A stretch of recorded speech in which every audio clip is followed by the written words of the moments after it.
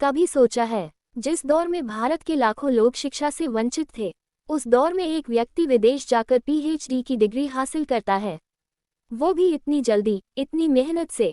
वो कोई और नहीं, डॉक्टर भीमराव अंबेडकर थे। लेकिन सवाल ये है, आखिर बाबा साहेब ने इतनी जल्दी पीएचडी क्यों कर ली? क्या वो सिर्फ डिग्री के लिए पढ़ रहे थे? नहीं, वो पढ़ रहे थे भारत को बदलने के लिए।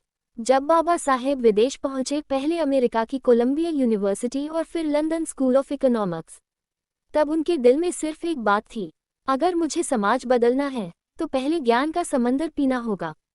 वो दिन रात लाइब्रेरी में पढ़ते रहते। एक बार तो उन्होंने कहा था, मैं सोने से ज्यादा किताबों में जीता हूँ।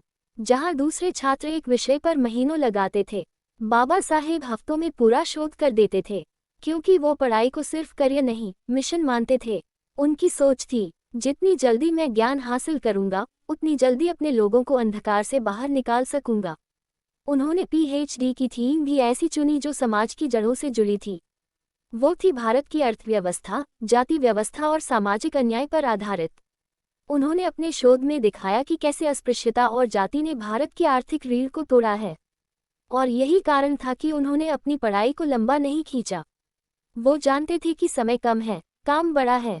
उन्हें अपने समाज को अंधकार से ज्ञान की रोशनी में लाना था। उन्होंने कहा था, मेरी डिग्री का असली मकसद दीवारों पर नहीं, लोगों के दिमाग में बदलाव लाना है।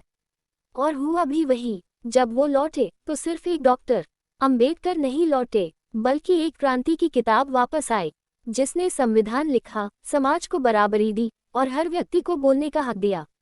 तो आज अगर कोई पूछे, बाबा साहेब ने इतनी जल्दी पीएचडी क्यों की, तो जवाब है, क्योंकि वो जानते थे, जिस समाज को सदियों से अंधेरे में रखा गया है, उसे रोशनी देने में देर नहीं की जा सकती।